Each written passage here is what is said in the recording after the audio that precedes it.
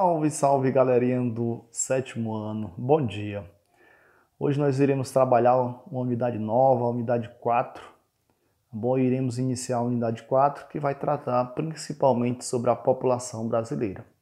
Dando destaque para as principais características, quanto à sua composição, quanto aos indicadores sociais que nós iremos estar dando destaque. Nessa aula de hoje nós iremos procurar enfatizar, inicialmente, a composição étnica da população brasileira. Beleza?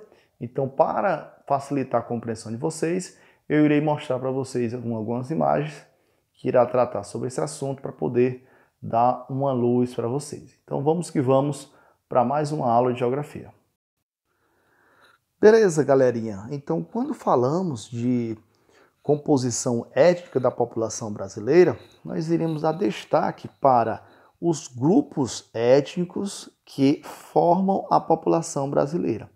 Então, para que você tenha compreensão inicial, quando falamos de etnia, é um grupo que tem características próprias, como, por exemplo, os indígenas, que têm características físicas, características culturais, traços que traz assim uma identidade bem própria para ele. Da mesma forma, os negros africanos. Então, na imagem que aqui vocês estão vendo, traz justamente essa ideia. Então, já dá uma luz para vocês de como de quais são os grupos étnicos que formam a população brasileira.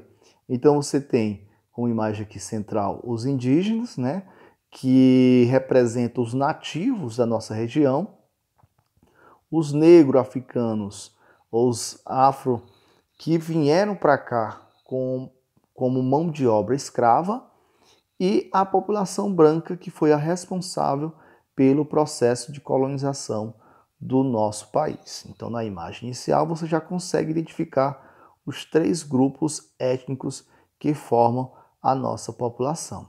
Então, formação da população brasileira. A população brasileira ela é bastante miscigenada. Quando usamos a palavra miscigenada, nós usamos um adjetivo que possa clarear para vocês, é misturada. É uma população que é formada por uma mistura de grupos étnicos, como nós já vimos e iremos destacar. Isso ocorre em razão da mistura de diversos grupos humanos que aconteceu no país. São inúmeras as raças que favoreceram a formação do povo brasileiro. Os principais grupos são esses: os índios, povos nativos da região, como eu já fiz menção, os africanos, que vieram para o Brasil como mão de obra escrava para trabalhar inicialmente nas lavouras de cana-de-açúcar, e os imigrantes europeus, que vieram no processo inicial de colonização e também vieram posteriormente como migrantes para o processo de ocupação das terras brasileiras, bem como algumas levas de asiáticos que para cá se deslocaram, entre eles um número que podemos destacar foram os japoneses. Na imagem seguinte você traz essa mistura, Então você tem os índios, como já destacamos, povos nativos, os brancos, que foram os imigrantes europeus, os negros, que foram os imigrantes africanos, e os asiáticos. Então, desses quatro grupos, você tem a mistura, tá bom? Você tem o mestiço, que é a mistura. Então, quando ocorreu a mistura, por exemplo, quando você tem a mistura aqui, por exemplo, que dá origem ao caboclo, a expressão caboclo, que é tão famosa, o caboclo vem da mistura do índio com o branco, tá bom?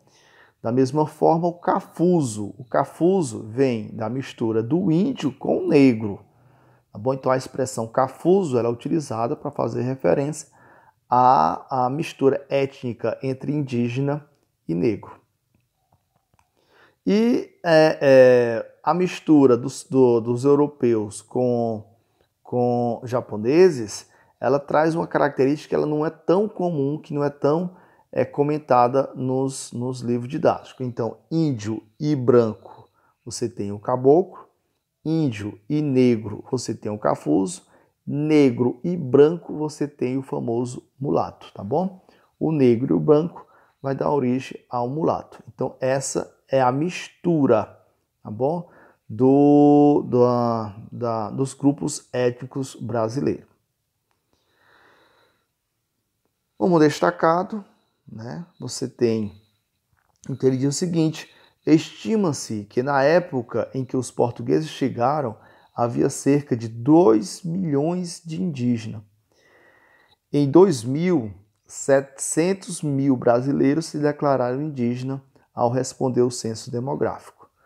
Os brancos chegaram tanto na condição de proprietários de terra, como na de camponeses, trabalhadores urbanos e aventureiros. Já os negros chegaram como escravos. No total, mais de 4 milhões de negros foram escravizados. Então, como destaquei anteriormente, cafuzo, negro indígena, caboclo, branco indígena, mulato, negro e branco.